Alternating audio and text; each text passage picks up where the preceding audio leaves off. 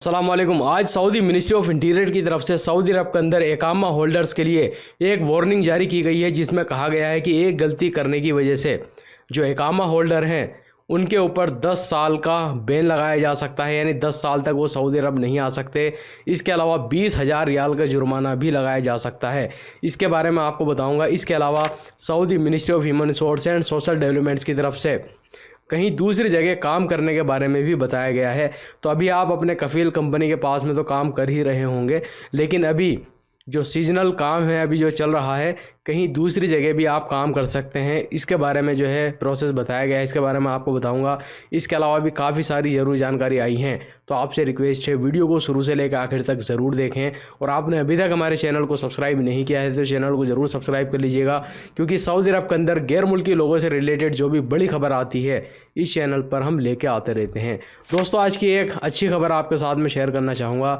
Saudi civil aviation की तरफ से आई है, जिसमें यह कहा गया है कि आज से 2 दिन के बाद, यानी ये जो जुमरात आ रही है, इसी से ये कानून शुरू हो रहा है कि जो विदेशी एयरलाइंस की कंपनियां हैं वो भी सऊदी अरब के अंदर डोमेस्टिक फ़्लाइट ऑपरेट कर सकेंगी।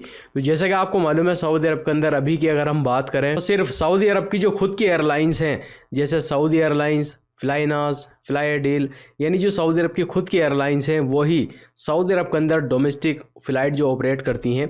मान लीजिए आपको मदीने से रियाद जाना है, जद्दा से तबूक जाना है, या सऊदी अरब के अंदर ही आपको कोई और डोमेस्टिक फ़्लाइट लेनी है, तो सिर्फ जो सऊदी अरब की खुद की एयरलाइंस है यही आपके पास में ऑप्शन है, इसी में से आपको फ़्लाइट बुक करनी पड़ती है। लेकिन आज से 2 दिन के बाद में जो विदेशी एयरलाइंस कंपनियां हैं वो भी डोमेस्टिक फ़्लाइट ऑपरेट करेंगी सऊदी अरब के अंदर।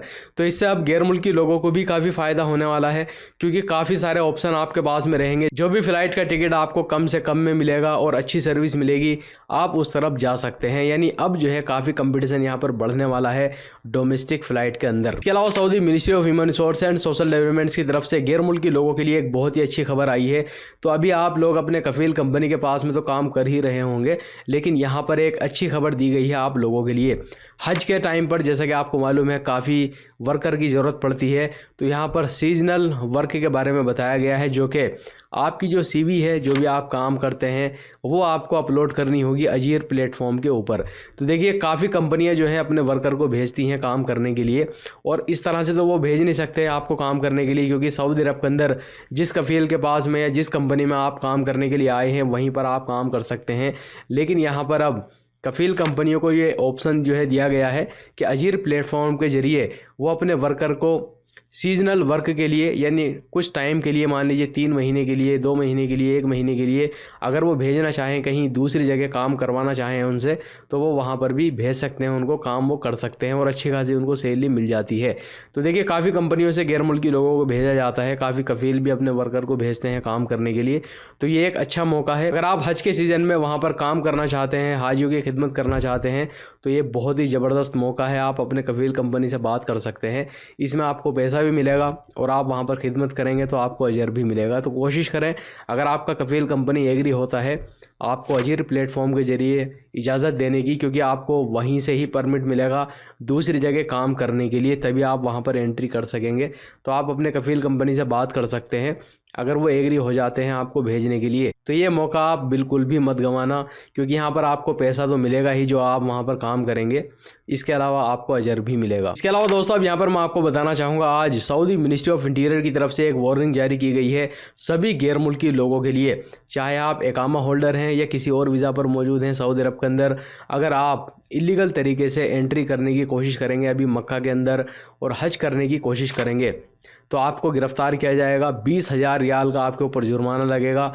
इसके अलावा आपको 10 साल के लिए बैन कर दिया जाएगा, यानी 10 साल तक आप सऊदी अरब नहीं आ सकेंगे। तो आपको यहाँ पर कुछ टाइम तक जेल में रखा जाएगा, फिर डिपोर्ट करेंगे और 10 साल वाली पाबंदी आपके ऊपर लग जाएगी। इस चीज़ का ख्याल रखें। और यहाँ पर यह भी कहा गया है कि अगर मान लीजिए ऐसे गैर मुल्की जो कि किसी और वीज़ा पर आए थे सऊदी अरब के अंदर, लेकिन उनसे कहा गया था निकलने के लिए कि वो यहाँ से चले जाएं, आज की जो है आखिरी तारीख थी, 29 तारीख है आज, 29 अप्रैल। ऐसे लोग जो कि सऊदी अरब के अंदर किसी भी वीज़ा पर आए हैं और उनकी वीज़ा एक्सपायर हो चुकी है और वो यहाँ पर ओवर स्टे कर रहे हैं, यानी टाइम उनका निकल गया है और वो आप कोशिश करेंगे मक्का के अंदर एंट्री करने की और इलीगल तरीके से यानी गैर कानूनी तरीके से हज करने की, तो यहाँ पर उन लोगों के ऊपर भी 20,000 रियाल का जुर्माना लगेगा और उनको भी 10 साल के लिए बैन कर दिया जाएगा। सऊदी अरब में उनको एंट्री नहीं मिलेगी 10 साल तक। इसके अलावा यहाँ पर एक और बड़ी बात कही गई है जिसमें यह कहा गया है, चाहे वो सऊदी शहरी हो या कोई भी गैर मुल्की हो, अगर इलीगल तरीके से अगर वो बंदों को एंट्री कराने की कोशिश करेगा मक्का के अंदर, या मक्का के अंदर पहुंचने के बाद उनको होटल देता है, रहने के लिए जगह देता है, ट्रांसपोर्ट की सहूलत देता है, यानी किसी भी तरीके से जिन लोगों के पास में हज का परमिट नहीं है